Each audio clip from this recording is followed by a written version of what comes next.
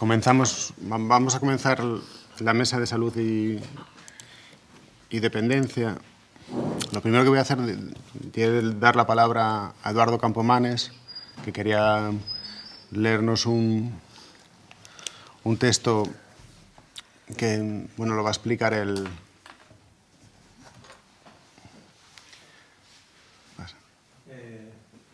Sí. Sí. Vale. Nada, el tema de estar en las redes, pues tiene estas cosas, ¿no? Hemos recibido antes de ayer un correo de la presidenta de la Red Europea de Personas Mayores Verdes, vinculada a los verdes europeos, que pues, es una persona que estuvo en Equo, porque estuvo viviendo en España bastante tiempo y tal, y ahora está en Alemania y es miembro de los Verdes de Alemania. Y entonces a la vez ahora pues es presidenta pues, de esta red. Entonces se enteró de que teníamos esta tarde sobre todas estas cuestiones. Y entonces nos manda un saludo y nos pide que por favor si podíamos leer la declaración de la Red Europea de Personas Mayores Verdes, que se va a celebrar ahora la Conferencia Mundial de 2017 en Liverpool, a finales de este mes. Y entonces el texto que nos manda dice lo siguiente: Europa ya es testigo de un cambio demográfico que habrá de abordarse tanto en el ámbito político como en el económico. Este cambio se produce cuando la población total disminuye en general, mientras que el número de personas mayores aumenta. En otras partes del mundo, la población mundial crece y la edad promedio es muy baja.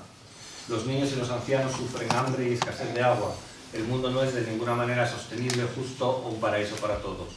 Nosotros, la Red Europea de Personas Mayores Verdes, ENFS, no vemos el desarrollo como una batalla entre las generaciones o países, ni renunciamos a la lucha contra el cambio climático y la devastación ambiental.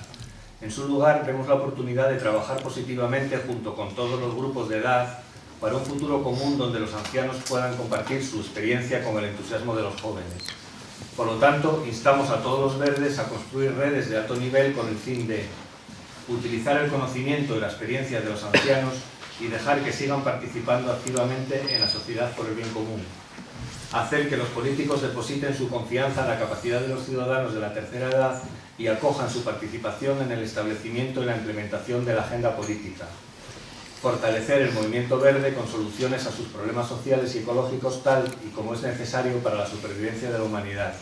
El movimiento verde es hoy día internacional y mundial. Para los ecologistas, las actividades internacionales son esenciales, así como la participación de todas las generaciones. Participad para formar redes de ancianos para fortalecer la política verde.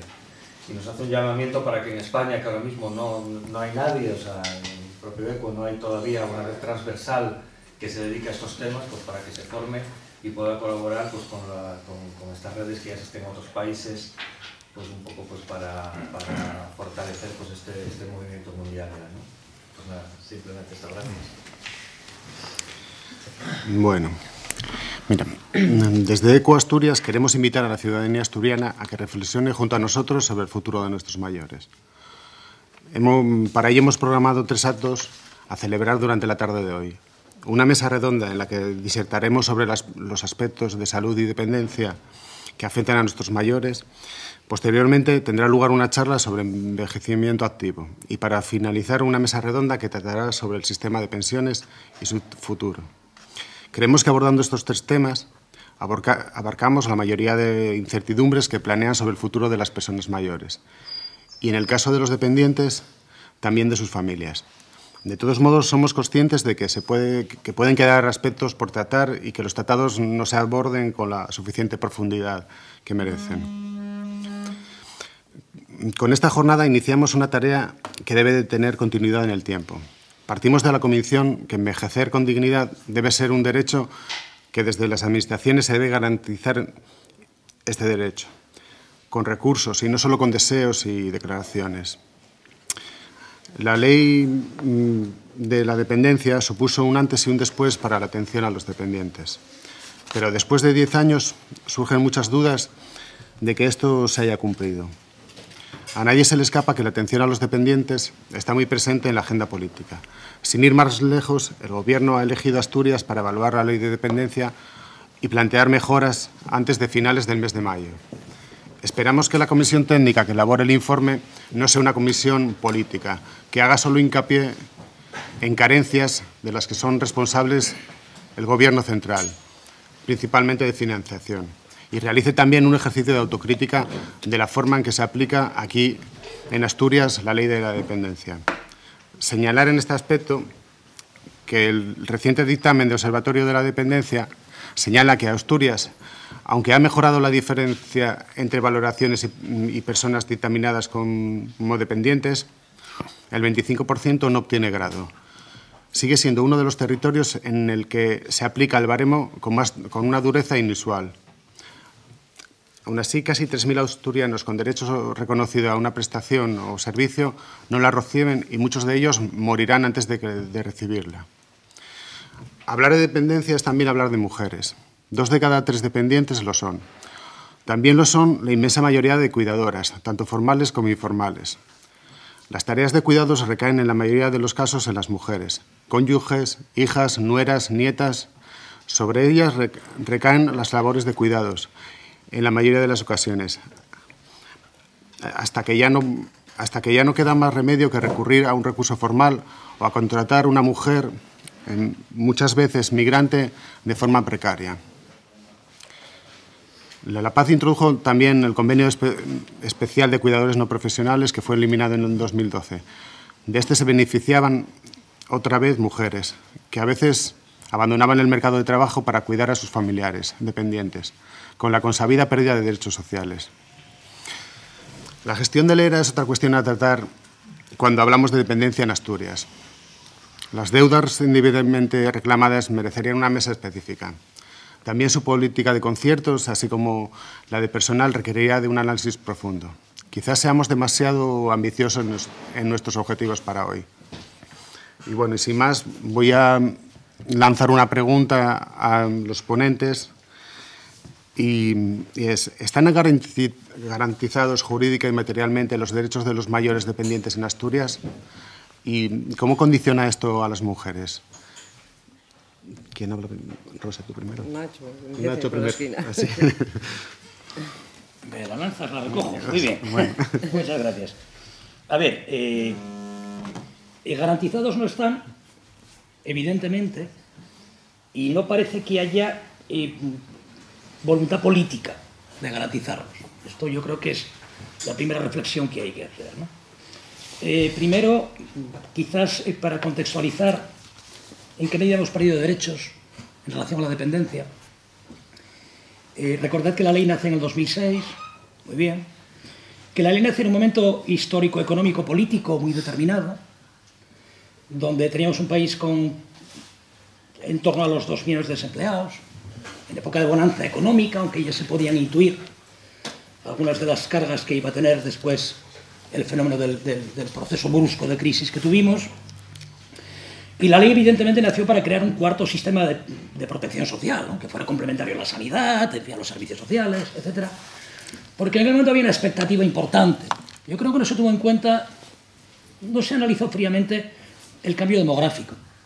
Porque en época de bonanza hay una tendencia a no analizar determinados factores, ¿vale? Pero luego viene la crisis, lo sabemos todos. En el 2012 viene aquel Real Decreto terrible de estabilidad presupuestaria que recorta y cercena derechos de la ley de dependencia, y la ley de dependencia pasa a un cajón, ¿vale? Y quiero recordar que desde que se hizo el Real Decreto que reformaba la ley y por tanto modificaba aspectos sustanciales de ella, declaraba incompatibles prestaciones con recursos, eliminaba la cotización de las cuidadoras, 85% de quien cuida son mujeres, a la seguridad social, y cercenaba la posibilidad de aumentar las plantillas de valoradores y de equipos profesionales que permitieran la atención a los dependientes. En el tramo 2012-2015 se murieron en España más de 150.000 personas sin siquiera ser valoradas. Es un dato demoledor, ¿vale? Bueno, muy bien. Por tanto, habría que hacer una contrarreforma política de aquella reforma que se hizo, ¿no? Si presuntamente estamos saliendo de la crisis, pues igual habría que repensar si aquel Real Decreto de estabilidad presupuestaria tuviera alguna susceptibilidad de ser modificado, ¿vale? Bueno, pues yo contrasto todos los días que no está en la agenda política el volver a retrotraernos al origen de la ley y a recuperar derechos básicos de la ley y prestaciones básicas de la ley y hacer una ley ágil que facilite la valoración pronta, que facilite el acceso a las prestaciones y los recursos, que recupere la cotización de las personas que cuidan, que facilite el acceso a los recursos potenciales de los programas individuales de apoyo, etcétera, etcétera, que debería estar en la agenda política, sobre todo en un proceso político de negociación con otros, ¿no? Porque cuando tienes mayoría absoluta, pues evidentemente los reales decretos tienen esas cosas, pero cuando estás en una situación de un cierto equilibrio político, donde se supone que hay negociación entre varias fuerzas políticas, yo constato día a día que no está en la agenda, por supuesto, no está en la agenda del PP, una contrarreforma para volver a los orígenes de la ley, pero sospecho que tampoco está en las fuerzas políticas que lo están apoyando por acción o por omisión, ¿no? Primera idea. Segunda idea, difícilmente garantizable si no hay una apuesta por retrotraernos a la ley original y hacer una apuesta de inversión económica, ¿no? Para entender muy bien en qué medida eso es importante y en qué medida sería posible recuperar el potencial que tenía la ley, acordaos, la ley planteaba que se podían crear 350.000 empleos en materia de cuidado. No me quiero equivocar en la cifra, pero eran 350.000 empleos potenciales, ¿no? Por tanto, no era un gasto, era una inversión. El gasto de la dependencia no es un gasto, es una inversión, en ese sentido, y esa es la lectura que conviene que se haga políticamente, ¿no? Bueno, ¿en qué devino aquello? Pues en nada. No está en la agenda política, insisto. No parece que haya voluntad política de las tres fuerzas que más o menos cogobiernan este país, vamos a decirlo así. Y por lo tanto eso va a repercutir durante unos cuantos años más en la falta de atención a las personas dependientes que, como consecuencia de los cambios demográficos, que después, si tenemos ocasión, hablamos de ellos, pues cada vez más, ¿vale? Porque nuestra pirámide demográfica en España en general y en Asturias en particular es demoledora, ¿vale? Yo solo arrojo un dato demográfico en Asturias en el tramo 2030-2050, es decir, mañana por la tarde, vamos a llamarlo así, tendremos un menor de 16 años por cada 6 mayores de 64 años, ¿no? Y esa es nuestra pirámide, y eso es así, ¿vale? Como quiera que la esperanza de vida aumenta, pues evidentemente aumentará los gastos de sanidad, como no puede ser de otra manera, y habrá que repensar el sistema sanitario, seguramente.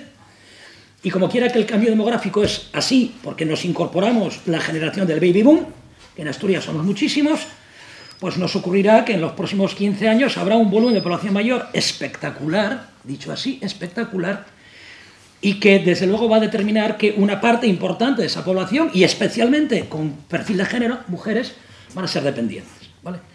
Y o apostamos seriamente por repensar la financiación del sistema de la dependencia, o ni está garantizado, ni se va a garantizar, y además va a tener una repercusión de género tremenda, ¿vale? Hay más mujeres que hombres en el tramo mayor, por razones obvias, ¿vale? Con las pensiones que tienen, todo hay que decirlo, porque las viudedades son como son, también. Una región que camina además hacia una transición en cuanto a las pensiones, porque estamos en un tramo generacional que vive de las pensiones de la industria, ¿vale? Pero en 10, 15, 20 años como mucho estamos en un tramo generacional que no van a tener las pensiones de la industria, ni las de jubilación, ni las de viudedad.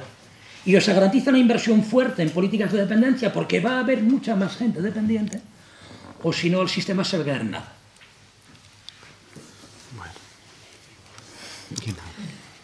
Bueno, voy a pasar. Rosa Espiño, diputada en la Junta General de Podemos, ya licenciada en Derecho y diplomada en Trabajo Social por la UNED. Tiene un máster en Dirección y Gestión de Recursos Humanos y es técnica superior en Prevención de Riesgos Laborales y en Ergonomía y Psicosociología aplicada. Y también es trabajadora del organismo autónomo ERA. Vale, pues buenas tardes y lo primero, gracias por la invitación. Y bueno, en cuanto a voy a centrarme, además somos muchos en la mesa y para que todo el mundo tenga tiempo. Sí quiero plantear algo que a veces compartiendo, como no puede ser de otra manera, lo que ya ha apuntado Nacho, sí quiero plantear algo, un prisma, un enfoque desde el que siempre parece que el miedo o el peligro o la amenaza viene por el ámbito económico, que desde luego, claro, la financiación de estos sistemas de bienestar que se han planteado, desde luego que requieren de patas, requieren de una financiación. Pero hay algo en lo que hay que poner énfasis y en lo que se puede poner énfasis ya, ¿no? Y en presente. Y es el tema de que el estado de bienestar, cuando se construyó o se pretendió construir un estado de bienestar, que eso daría para otro debate lo que queda de él, pues se construyó a base de otorgar derechos además desde el ámbito de lo público principalmente, ¿no? ¿Y qué ocurrió en cierta medida? La pregunta era algo así como si está garantizado el derecho. El derecho, desde luego, el derecho claro que está garantizado, porque hay normativa suficiente para amparar cualquier derecho en el ámbito de los servicios sociales. Lo que ocurre es que lo que no está es el recurso que da lugar al derecho. No está el recurso porque una persona en situación de dependencia, a mí me gusta hablar de situaciones, no de personas dependientes, porque esos calificativos que parece que a veces no pueden tener mayor importancia, pero las situaciones se resuelven, a las personas no. Por eso es importante discernir también a la hora de calificar a las personas, porque estamos llenos de etiquetas a lo largo de nuestra vida y a lo largo de todos los rincones del planeta. Y personas en situación de dependencia puede ser desde el minuto cero, y desde el minuto en el que esta misma semana, por ejemplo, con la plataforma de SOS Ictus, que es una asociación que apoya e informa y además hace propuestas para las personas con daño cerebral, nos decían la necesidad desde que el minuto cero se articulen mecanismos no solo desde dentro del hospital, sino en coordinación y en conexión con los servicios sociales. Porque es fundamental un tratamiento rehabilitador rápido, son fundamentales muchísimas medidas para avanzar precisamente en limitar esa dependencia y en promocionar, que era la famosa ley de dependencia, que así que quedó mal llamada y así nos hemos metido en promocionar dependencia, su objetivo principal era el de promocionar la autonomía de las personas. Y eso es lo que realmente no se está haciendo, porque a última hora el calificativo, lo primero, tienes que ser valorado y tienen que calificarte como que tienes una situación de dependencia. Eso ya conlleva una pérdida de derecho hasta esa calificación.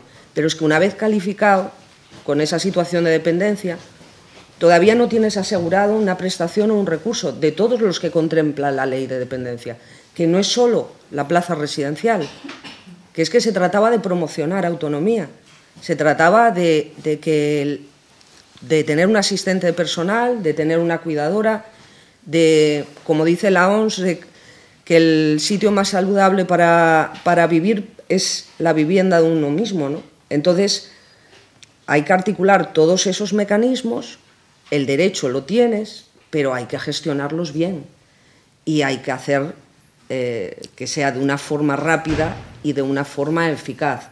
Y también la eficacia pasa por todo lo que se nos deriva a través de sistemas privados, precisamente amparándose en el motivo de la financiación o de que esto es un desborde para el sistema público.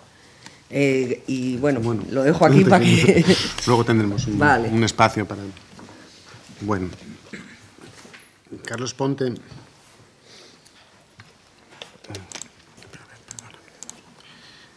Es médico jubilado y presidente de la Asociación por la Defensa de la Sanidad Pública de Asturias. Es miembro del Comité Ejecutivo de la International Association of Public Health y fundador de No Gracias y Pastillas Las Justas. Y creo que recientemente también has creado una asociación más, si quieres comentarlo. ¿Cuál? No sé qué. Me pillas... Sí.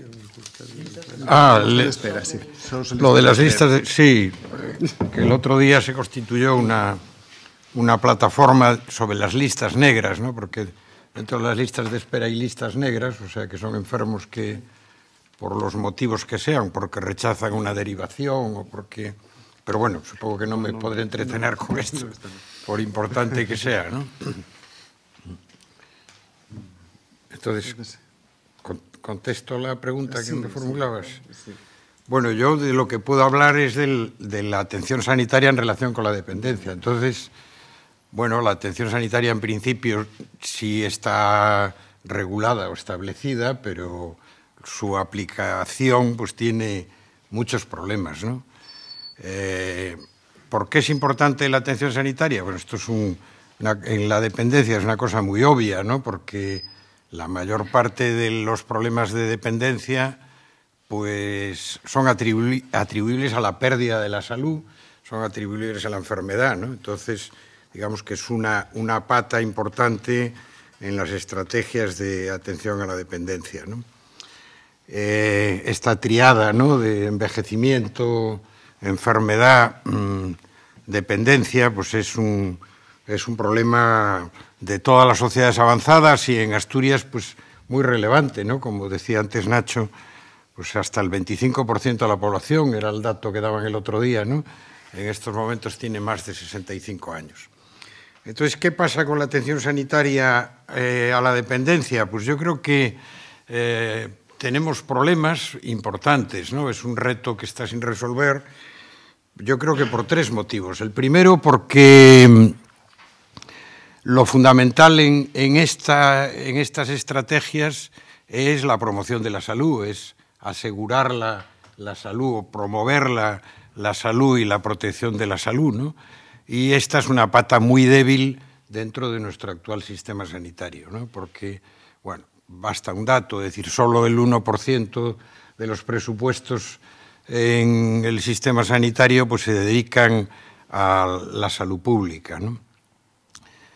Ese es un motivo. El segundo motivo, porque desde el punto de vista de la asistencia, pues aunque tenemos bastantes recursos sanitarios y bastante dinero invertido en sanidad, pues el sistema es un sistema muy descompensado, es un sistema pensado para los agudos, no para los crónicos, es un sistema pensado para el hospital y para la tecnología, y esto, pues claro, tiene como consecuencia el que este tipo de atención sanitaria sea una atención muy marginada, ¿no?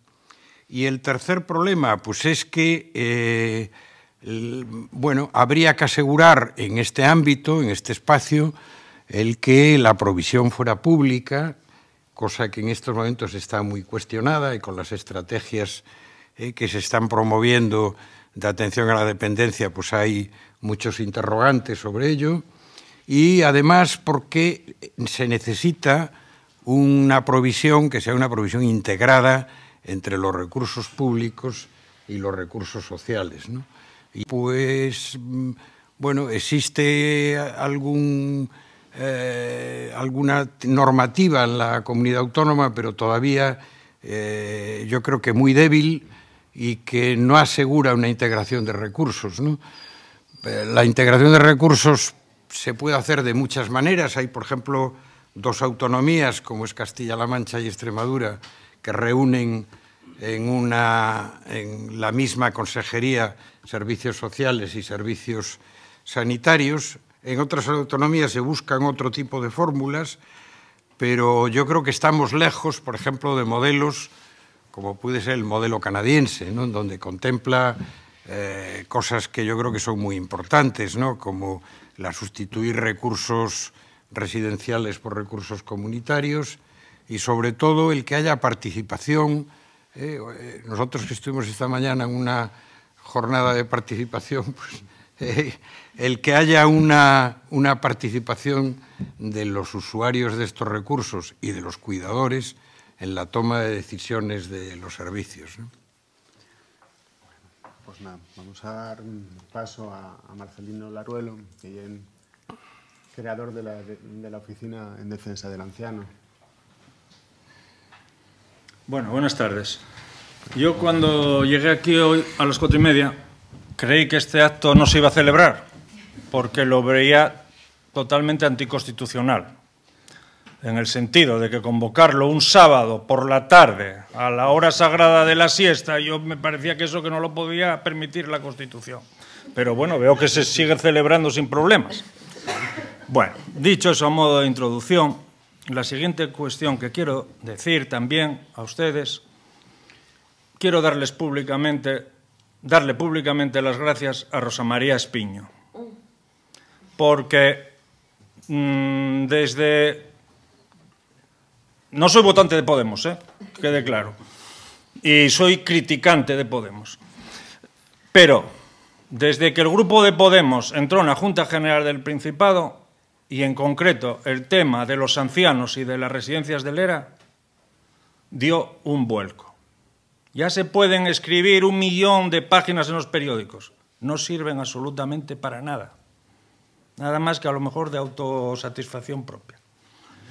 Y gracias a Rosa María y a lo trabajadora que es, y a lo que se esforzó, y a todo lo que ella bregó, etcétera, etcétera, se consiguió sacar adelante una ley que por lo menos dijo, alto, están ustedes estafando a los ancianos y a sus familiares, a los ancianos que están en las residencias y a sus familiares.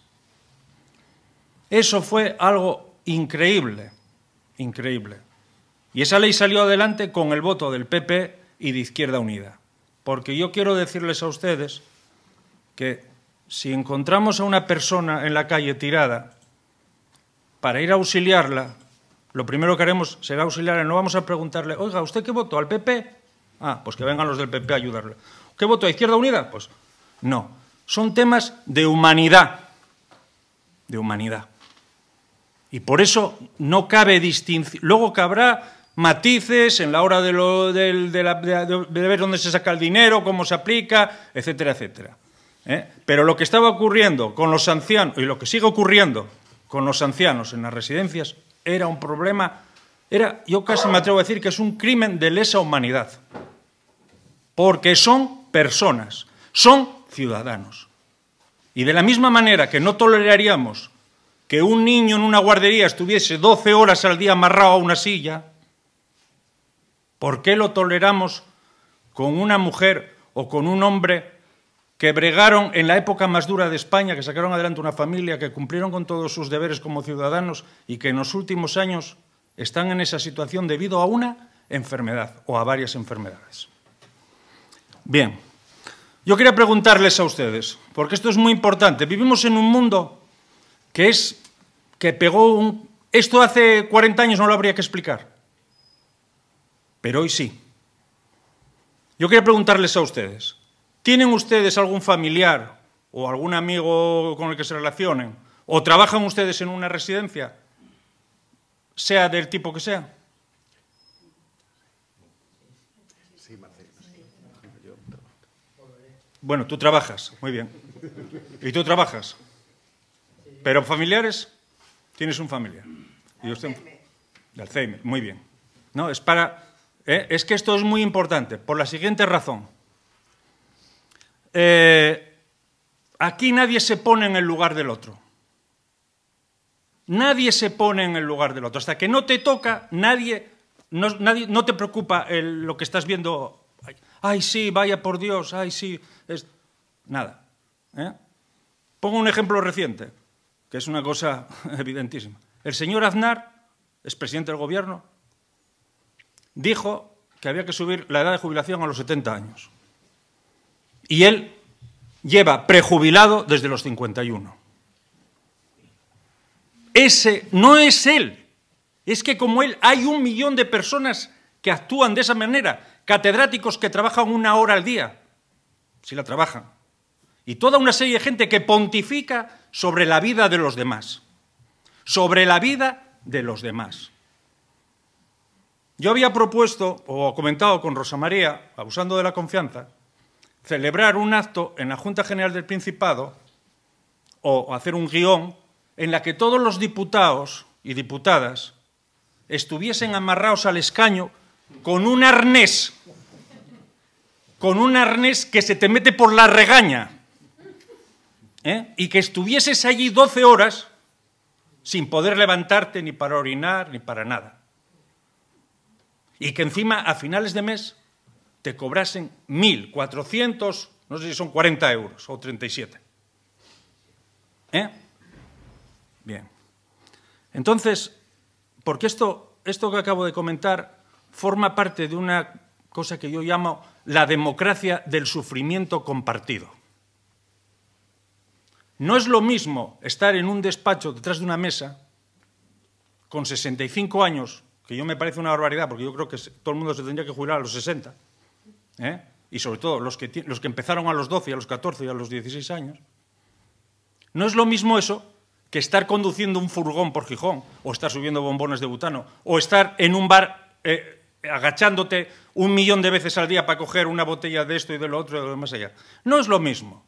No es lo mismo. Y sin embargo, esos que viven tan bien son los que dicen lo que tienen que hacer los que viven tan mal. Porque al final esa es la historia de la humanidad. Quitárselo a los pobres para dárselo a los ricos. Ese es el resumen de esto. Tengo que seguir un poco, ¿eh? Sí. Vale. No, pero quiero decir también, en contra de lo que se dijo aquí, quiero decir una cosa. Todo tiene solución. Todo tiene solución. Este problema del envejecimiento, de la falta de natalidad, etcétera, etcétera, tiene solución. Todo tiene solución. Tenemos una fragata en el Mar Negro de maniobras con la OTAN. No me parece mal, porque para eso tenemos las fragatas. Pero si se puede tener una fragata en el Mar Negro haciendo maniobras con la OTAN, también se puede mantener el sistema de las residencias, y etcétera, etcétera. Pero no, es quitárselo a los pobres para dárselo a los ricos. Bien, yo también quería apuntar una cosa. Se dijo aquí, se habla mucho, yo estoy siempre en contra de las estadísticas y todo esto, números y tal, porque se dice la pirámide de la población, esto, lo otro, lo demás allá. Vamos a ver. Aquí se condenó a 2 generaciones, teniendo en cuenta que cada generación se considera un plazo de 15 años, se condenó a 2 generaciones a que no pudieran desarrollar una vida normal para el ser humano, que es formar una familia, tener una independencia, lo primero, tener un trabajo, que fue lo que se les quitó. Formar una familia, tener hijos, etcétera, etcétera. Eso fue provocado por las actuaciones de los gobiernos en contra de la naturaleza del ser humano. Y luego sobre el envejecimiento y la esperanza de vida también quiero apuntar algo. Yo leo siempre las esquelas del periódico y veo que efectivamente hay muchas personas de 90, de 80, de todos. También las hay de 40 y pico y también las hay de 60. Y esas personas que mueren hoy en día con una edad muy elevada de 90 y pico años tal, habría que mirar si no son personas que nacieron y se criaron en ambientes puros y sanos. Con lo cual que a lo mejor la esperanza de vida no va a ir a más, va a ir a menos. Y otra cosa, las mujeres, que son las que en este caso tienen una discriminación terriblemente positiva, porque son las que viven más, ¿hasta qué punto eso se va a mantener con mujeres como las de hoy en día, que tienen todos los vicios del hombre, beber, fumar, etcétera, etcétera, y el agite de la doble vida como trabajadora y como segunda trabajadora en las casas, etcétera, más la esclavitud de mantenerla bueno, en fin, no quiero entrar en esos temas personales, pero todo eso va a ir en detrimento de... Bien. Perdóname, no, es que tengo que decir... Bueno, pues tengo que decir... 5 minutos... No, pero déjame decir esto, porque es lo más importante. Vamos a ver. No, vamos a ver. Los ancianos de las residencias están totalmente discriminados, y especialmente desde el punto de vista de la sanidad. Abandonados por la sanidad. Las residencias son hospitales clandestinos.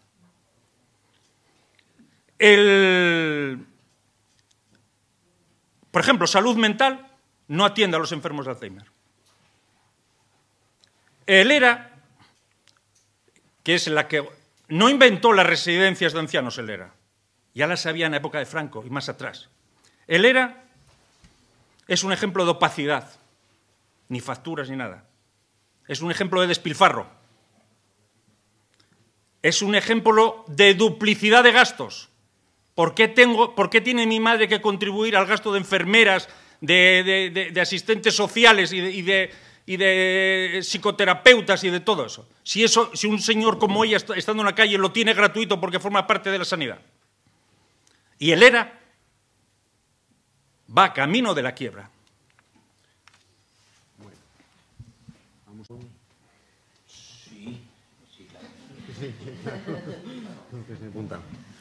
A ver, vamos a ver. Cuando yo digo... Nacho, que no era por reargumentar, o sea... No, pues yo estoy encantado, joder. Que no era quitarte, era darte otra visión. No. Cuando yo planteo... perdón. Cuando yo planteo que yo no acabo de ver si se van a garantizar los derechos en temas de dependencia, es porque no estoy viendo voluntad política. Es decir, ¿habéis visto en la agenda de los 3 partidos que gobiernan este país que una prioridad en la negociación de los acuerdos de gobierno haya sido... Porque la modificación de la ley de educación sí estuvo en la agenda y está en la agenda, ¿verdad? Pero la modificación y retrotraerse a los derechos a la ley de dependencia, alguien lo ha comentado, 0. Por tanto, como no hay voluntad política de las 3 fuerzas políticas que gobiernan el país, yo lo veo difícil. Imposible no, porque afortunadamente habrá elecciones más temprano que tarde, espero. ¿Vale? Pero, quiero decir, hay que recuperar los derechos sociales de la ley de la dependencia. Hay que recuperar el papel que iba a tener esa ley, el protagonismo de la atención a las personas y el protagonismo del potencial de empleo que iba a tener. Eso hay que recuperarlo. Pero no está en la agenda política. ¿Vale? Y es verdad que los datos estadísticos y demográficos, Marcelino, son bastante insufribles, ¿no? Pero o somos conscientes de ese envejecimiento y transformamos ese envejecimiento como oportunidad y no como problema, o tendremos un problema, ¿vale? Es decir, ser una sociedad de personas mayores, y lo somos y lo vamos a ser, porque la tasa de natalidad baja, salvo que alguien esté dispuesto a tener muchos hijos aquí, ¿no? ¿Verdad? Bien. Bueno, lo digo. La pirámide, yo el jueves por la mañana estuve en Oviedo en una charla y cuando les dije a los chavales, mirad, la pirámide de población de Asturias se parece, si la dibujas se parece una tumba, porque es así. Y es una tumba perfecta, ya no es una pirámide, es un catafalco, ¿de acuerdo? Y o recuperamos el potencial de oportunidad que tiene el pensar que la dependencia puede dar empleo, y mucho empleo, apostaba por los 350.000, o recuperamos la protección a las mujeres cuidadoras, porque el 85% de quien cuida son mujeres, y se les cercenaron las pagas y se les eliminó la posibilidad de cotización, o facilitamos la conciliación de servicios y prestaciones, porque o servicio o prestación, no, servicio y prestación, o tenemos un problema. En una sociedad que sí o sí va a tener más gente mayor. ¿Cómo se arregla esta pirámide? Pues está claro, o se tienen hijos o vienen inmigrantes. Y eso va a ser determinante, es una política nueva también, muy importante en pensar, ¿vale? El futuro de Asturias y el de España, igual que el de Alemania en los años 50, cuando salieron de la Segunda Guerra Mundial, pasó por la incorporación masiva de población inmigrante. Y o repensamos el modelo económico y apostamos por vivir de otras cosas, y en Asturias seguimos en el bucle melancólico del pasado, de lo que fue la industria y la minería, etcétera, etcétera, y apostamos por modelos productivos diferentes, o seremos el catafalco de toda España desde el punto de vista demográfico, ¿vale? Y es verdad que la esperanza de vida es más grande que en las mujeres que en los hombres. Es verdad. Es verdad que las mujeres ahora mismo tienen mucha sobrecarga, es verdad, ¿vale? Y que difícilmente llegarán a los 100, pues discutible. La mayor parte de los que estamos aquí vamos a llegar a los 100 años. ¿Vale? Bueno, rondaremos los 90, ¿vale? Yo también miro las escalas todos los días. Porque me gusta hacer las estadísticas de los muertos. Y es verdad que cada día hay uno de 40 o 50 años que muere. Pero la mayor parte de ellos tiene 75, 80, 85, 90. Y ya tenemos en España más de 100.000 personas de más de 100 años. ¿Vale? Y en Gijón, hace 10 años había 6 y ahora hay 100 y pico centenarios en Gijón. Casi nada. Sí, vale, efectivamente, ¿no? Efectivamente, pero bien en Gijón, ¿vale? Hay otro dato demoledor que es importante. Yo quiero incorporar un dato demoledor importante desde el punto de vista de las políticas y los costes, ¿vale? Mirad, en los 6 municipios más grandes de España vive tanta gente mayor como en los 6.000 más pequeños, ¿vale? Es decir, la concentración de gente mayor en contextos urbanos. Y lo que eso va a implicar desde el punto de vista de la creación de recursos sociosanitarios, de atención, etcétera, etcétera, es demoledora. Asturias en las salas está muerta, absolutamente, ¿vale? El envejecimiento de la población anciana en las salas ya sin comentarios, despobladas. Oiga, habrá que repensar políticas, ¿vale? Pero el potencial del empleo en el sistema de dependencia y el sistema sanitario, y el sistema de los servicios sociales, etcétera, es enorme. Y hay que cambiar la percepción de que es un gasto. No, es una inversión. Quien invierte en políticas sociales, quien invierte en dependencia, quien invierte en salud, reduce otro tipo de gastos. Y eso es importantísimo. Y eso es importantísimo entenderlo, ¿vale? Efectivamente, si la paga del cuidador es buena, es mucho más barata que tener la residencia. Mucho. Y además da más calidad de vida porque mejor en casa que en ningún sitio, ¿vale? Ahora, hemos pasado de pagas de cuidadores de 400 euros más seguridad social a pagas de cuidadores de 200 euros y sin seguridad social. Pues cuida tú. Pido plaza de residencia, evidentemente. Y convierto las residencias en almacenes, ¿vale? Yo quiero recordar que yo llegué a Gijón en el 71. En el 71 en Gijón había una residencia de ancianos. Una, las Monjitas de Somío.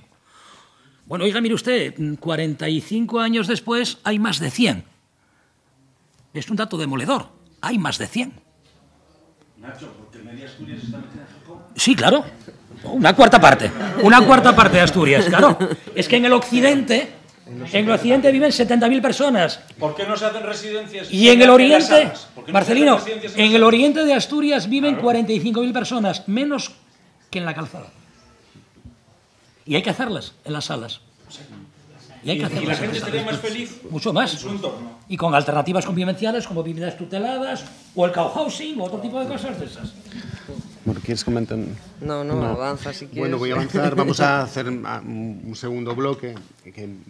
Mira, otra cuestión que creemos relevante para las personas mayores, dependientes o con enfermedades crónicas es la aprobación reciente de un decreto de coordinación sociosanitaria. Este decreto crea estructuras que son necesarias para coordinar el sistema de salud, como comentaba antes Carlos y Rosa, y los servicios sociales. También introduce la necesidad de centros de convalecencia. Son centros de media estancia que descongestionarían las camas de agudos de los hospitales. Un estudio de IDAS, que es una fundación de sanidad privada, señala que serían necesarias alrededor de 1.000 camas de estas características para atender la demanda de este tipo de recursos en Asturias. De momento solo se va a poner en funcionamiento un programa piloto en la residencia mixta de aquí de Gijón, con 24 camas, y otras 75 se pondrán en el área de Oviedo más adelante. Durante los últimos años hemos podido ver noticias en prensa regional de las patronales de las residencias ponían sus esperanzas en que sus residencias absorbieran a este tipo de usuarios. Residencias que, por otra parte, señalaban que tenían dificultades para completar sus plazas. Todos estamos de acuerdo en la búsqueda de la eficiencia en los servicios públicos, pero también somos conocedores de cierta burbuja que ha existido en este sector en Asturias. Nos asalta la duda de si este plan sociosanitario, que nace para cubrir una necesidad de atención y coordinación entre los sistemas, puede también ser oportunidad para transferir pacientes desde el sistema de salud a la sanidad privada o al sector residencial. Y por eso preguntamos qué efectos va a tener el plan de coordinación sociosanitaria sobre los dependientes y sobre los sistemas públicos de salud y servicios sociales. ¿Quién quiere empezar? Yo quería hacer una acotación, ¿puedo? Sí, sí. Vamos a ver. Público y privado. Es inexacto. Porque estamos aquí en un recinto público, que puede entrar cualquier mundo. Sí. Pero el Hipercor también es público, puede entrar cualquier mundo, cualquier persona. No. Es estatal o autonómico o municipal, como se quiera llamar, y de propiedad privada, de empresa privada. Hay que distinguir eso, porque queda muy guapo. Hay palabras que tienen una gran suerte, que es gas natural. Joder, gas natural, o sea, que estoy consumiendo una cosa natural.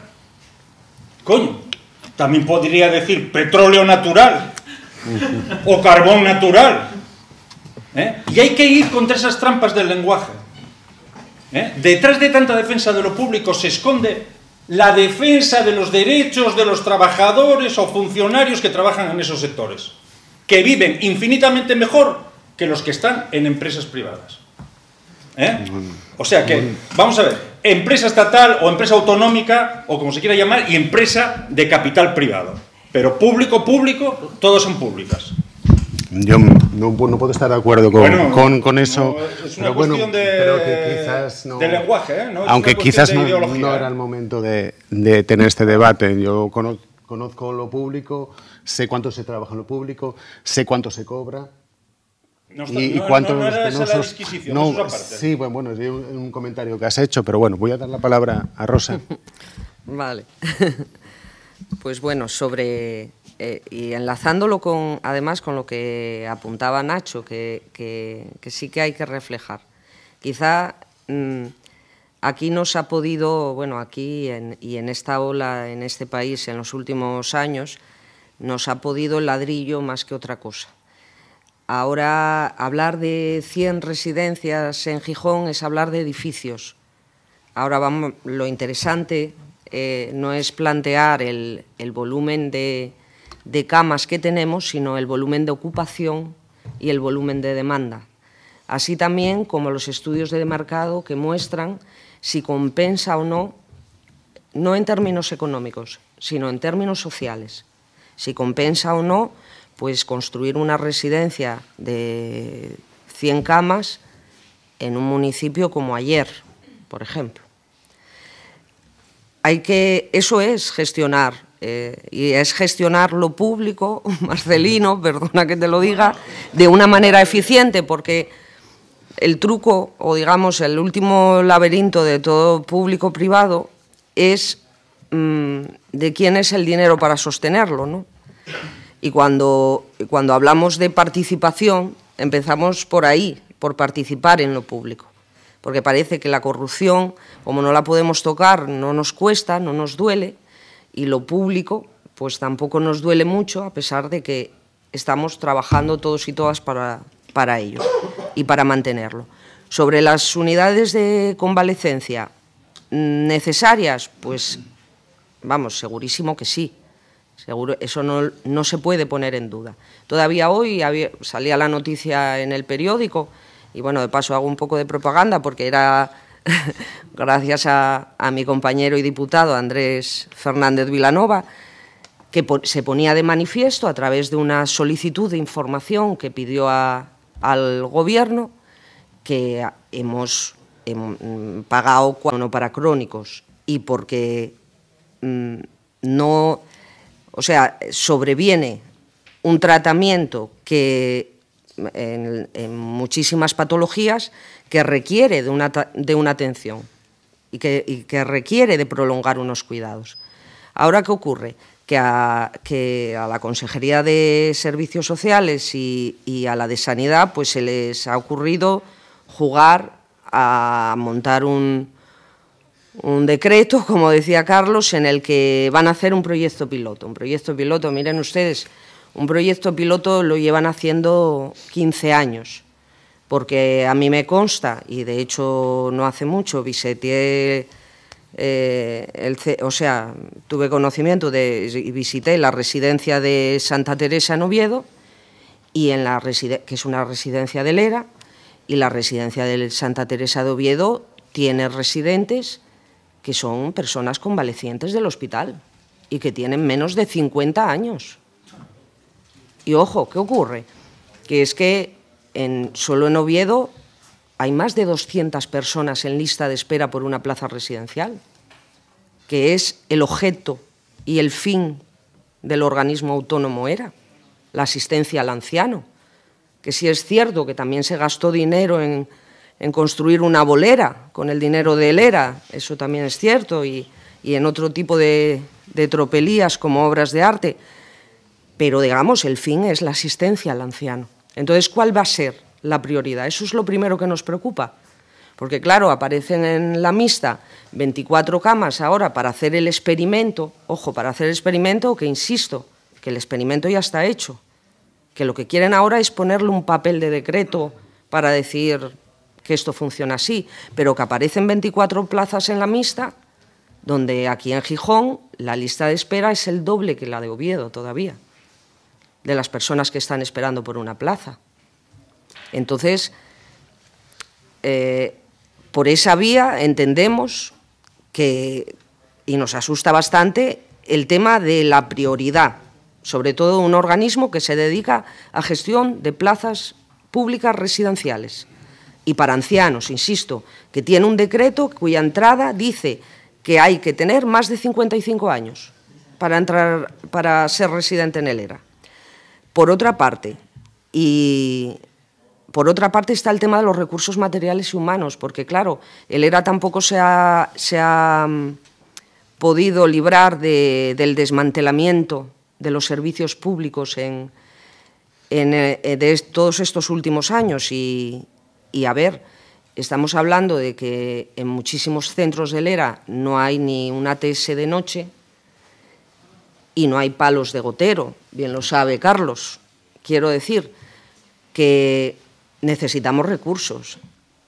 O sea, antes de sentarse a jugar a los papeles del decreto, tendrán que ir a los centros y ver en qué condiciones están para poder, de verdad, dar un servicio como podría ser una unidad de convalecencia.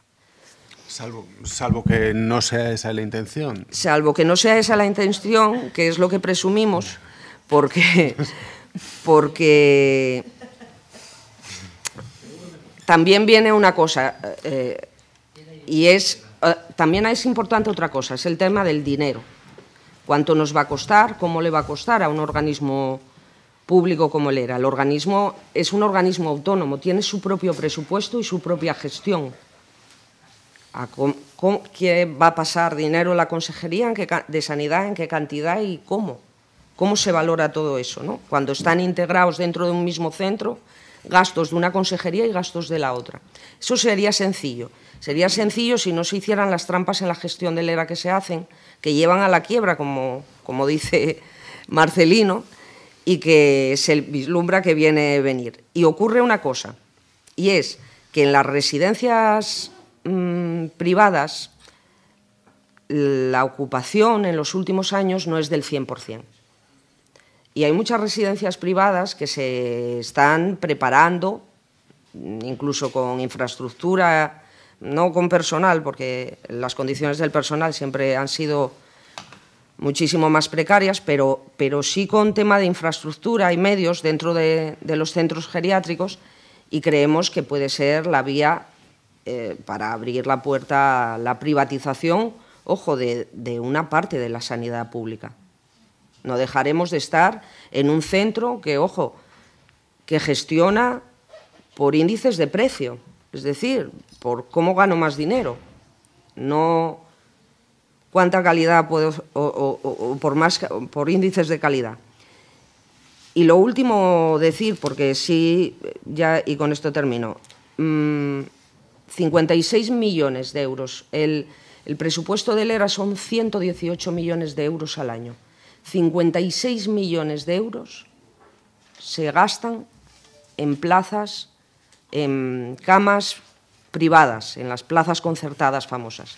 Es decir, el ERA compra camas a residencias privadas, se pagan 56 millones de euros en total a lo largo y ancho de toda la geografía asturiana, se pagan aunque no se ocupen y aunque no estén ocupadas. Esas camas se pagan todos los meses.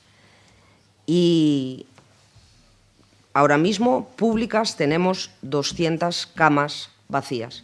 Y eso sí, una lista de espera, como decía, en toda Asturias, de 1.200 personas. Esa es la gestión. Nacho. No, pero luego, si quieres.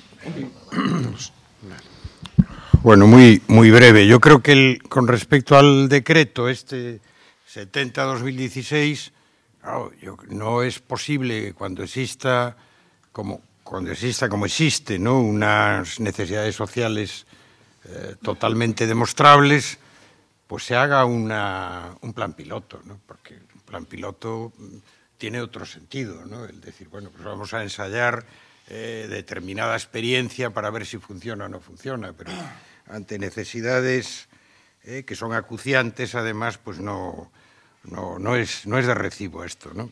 Eso en primer lugar. En segundo lugar, el modelo que se propone, yo creo que es un modelo muy parecido al que en estos momentos hay en Inglaterra, y digo en estos momentos porque en Inglaterra, como sabéis, están ya en un estadio distinto al de los viejos servicios públicos y servicios sociales, ¿no?, al NHS, sino en otro modelo muy mercantilizado, ¿no? Entonces, bueno, tiene aspectos que desde el punto de vista administrativo probablemente estén bien, como lo de gestor de casos y cuestiones de este tipo, pero yo creo que, bueno, dejan grandes lagunas y muchas puertas abiertas, ¿no?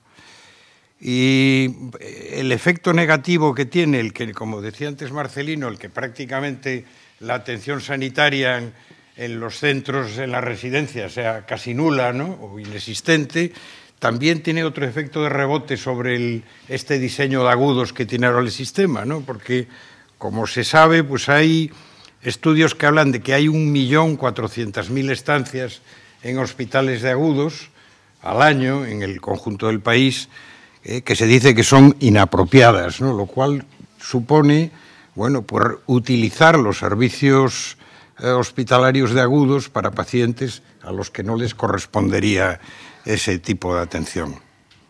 Y ya por último, no puedo sustraerme a lo que dijo Marcelino, solo un comentario, ¿no? Yo creo que la dicotomía público-privada es evidente, ¿no? Lo público es lo universal, ¿no? Es la prestación universal y libre, en teoría, pero hay otra dicotomía que va más allá de lo público y lo privado, que es lo público estatal y lo público que pertenece a la sociedad, ¿no? Y la pregunta es si los servicios públicos en estos momentos pertenecen a la sociedad o son monopolio de los partidos que gobiernan y que representan intereses que no, en la mayor parte de los casos no representan los intereses generales. Y esta es probablemente, yo creo que una de las cuestiones básicas para plantear una alternativa de cambio, ¿no? Ahora que tanto se habla de instituciones del cambio, ¿no? Bueno, una cosa. Todos conocimos otra sanidad. Yo conocí en mi casa la sanidad que se llama de empresa privada, es decir, que uno contrata un seguro. O sea, es decir, la gente siempre vivió, el ser humano tiene tendencia a vivir. Como decía en el siglo XIX, no sé si era la reina de Inglaterra, que decía, la diferencia entre los médicos franceses y los ingleses es que los médicos franceses matan a los pacientes y los de aquí solamente los dejan morir. Entonces, bueno, quiere decirse que todo es muy manejable y muy adaptable y que nosotros si hay alguien que piense como yo, que seguramente no habrá, hay que defender a la gente humilde, pero en todos los aspectos. Y la persona que coge la baja 2 días antes de Nochevieja, en lo público, porque sabe que no le va a pasar nada, ese es un enemigo del pueblo. Como se decía en terminología marxista-leninista, un enemigo del pueblo. Esa gente es la que hunde todo lo público. Y como esa hay así, por desgracia. Y además no son denunciados, sino que son amparados. El tema de la sanidad, a mí me gusta mucho esa frase de pastillas las justas. Es que la voy a poner ahí, porque efectivamente, vamos a ver. Hace, pues igual ya 50 años o por ahí, vino represaliado, no me recuerdo el nombre, un abogado del PC de Madrid a la cárcel de Palencia. Lo cuenta en sus memorias. Es que no me va a venir el nombre ahora. Bueno, da igual. Vino represaliado porque era una cárcel de castigo, la de Palencia, como preso político. Y eran 27 presos. Y entonces él, como era abogado, y era tal, pues siempre hay un poco de siempre hubo consideración y siempre hubo tal, normal. Entonces lo pusieron en la enfermería. Y todos los días pasaba el médico consulta a los 27 presos. Estuviesen sanos, malos o regulares, que estarían más bien sanos. En la residencia en la que está mi madre, que es de Lera, y que yo la llevé porque era de Lera, creyendo que Lera era otra cosa, No hay 90 personas o 95 y no pasa ni un solo médico por allí nunca. Nunca. Es más, por la noche no queda ni una sola enfermera.